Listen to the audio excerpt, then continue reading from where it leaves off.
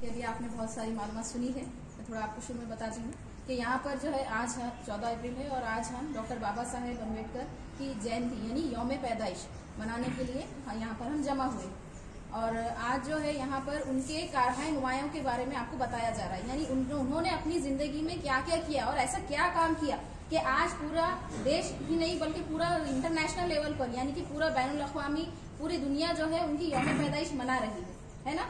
यूं तो बहुत सारे इंसान गुजरते हैं लेकिन कुछ ऐसे होते हैं कि जो ऐसा काम करते हैं अपनी जिंदगी में कि वो कई सालों तक यादगार रहता है।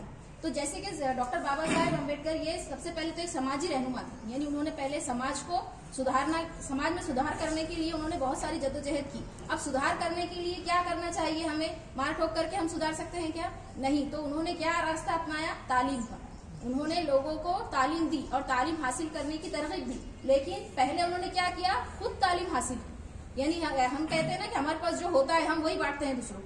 तो उन्होंने क्या किया? पहले खुद इंफॉर्मेशन का, नॉलेज का पूरा अपने पास उन्होंने जखीरा किया और इस तरह से जो है उन्होंने पहले खुद आला से आला तालीम हासिल की। यानी ऐसा नहीं कि 1-2 डिग्रियां ली, उन्होंने बहुत सारी डिग्रियां ली है और हिंदुस्तानी से नहीं बल्कि दूसरे बैरूनी ममालिक से भी उन्होंने तालीम हासिल की है। और इसी काबिलियत की बुनियाद पर जब हमारा भारत आजाद हुआ था सन 1947 में, तो अब आजादी के बाद हमारे मुल्क को चलाने के लिए कुछ हमें गाइडलाइंस चाहिए। जैसे कि एक गाड़ी जब हम लेते हैं, कोई नई गाड़ी, तो उसको चलाने के लिए या कोई भी मशीन हम लेते हैं तो उसके साथ एक आप देखते होंगे कि एक कुछ बुक आती है ना, उसमें लिखा होता है कि इसको किस तरह से हैंडल करना है। तो अब हम अंग्रेज हमारे मुल्क से चले गए और उसके बाद जो है अब हमारे मुल्क को किस तरह से चलाना है, क्योंकि हमारा मुल्क तो मतलब बहुत सारे इसमें मज़ाहब के लोग थे और किस तरह से उसको जो है तमाम लोगों का ख्याल करते हुए किस तरह से उसूल बनाना है। तो इसके लिए क्या किया गया था? एक दस्तूर साज असेंबली बनाई गई और उस दस्तूर साज असेंबली का काम था कि हमारे मुल्क के, जिसे कॉन्स्टिट्यूशन कहा जाता है, जो राज्य घटना कहा जा रहा है,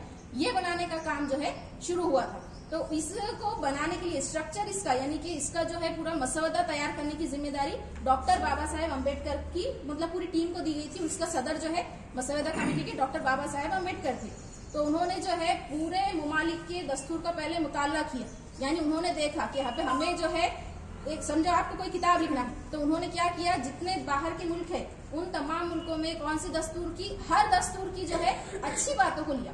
यानी हर मतलब इंग्लैंड का, अमेरिका का, हर जगह के कॉन्स्टिट्यूशन की उन्होंने क्या की है? पूरी स्टडी की और स्टडी करने के बाद जो अहम नुकात थे जो उन्हें लगा कि ये हमारे इंडिया में होना चाहिए, तो उन्होंने वो जमा किया और इस तरह से उन्होंने क्या किया? पूरा हमारे कॉन्स्टिट्यूशन का स्ट्रक्चर पेश किया। तो इसीलिए उन्हें दस्तूर साज मजलिस का जो ये सदर थे मसौदा कमेटी के, तो उन्हें दस्तूर का मेमार कहा जाता है। तो यहाँ पर आज जो है हम उनके तालीमी कारहाय नुमाया भी देखेंगे कि उन्होंने एक नारा दिया है, educate, unite and fight for right, यानी कि तालीम हासिल करो, मुत्तहद हो जाओ और अपने हक के लिए लड़ो। तो सबसे पहला काम क्या करना है? हमें एजुकेट यानी तालीम हासिल करना। करोगे ना आप?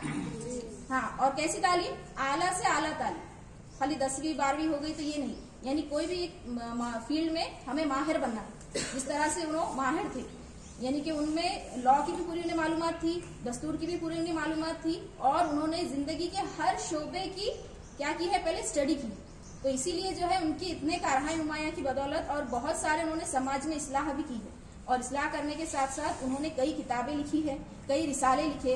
आज़ादी के वक्त जो है बहुत सारे अखबारात पे अंग्रेज क्या करते थे? पाबंदी लगाते थे। तो उस दौर में उन्होंने जो है बहुत सारे मतलब लिख कर, क्योंकि जब कुछ मोबाइल और टीवी वगैरह तो कुछ था नहीं, तो जब क्या था? लिखना बहुत जरूरी, तो इसीलिए उन्होंने अखबारात निकाले, रिसाले निकाले और इस तरह से अपनी किताबों के जरिए उनके पास जितना भी इल्म का जखीरा था वो उन्होंने लोगों तक पहुंचाया है। तो आज के दिन आप लोग भी अहद करिए कि आप भी जिंदगी में जो है आला से आला तालीम हासिल करेंगे और अपने मुल्क की तरक्की के लिए कोशिश करेंगे। शुक्रिया।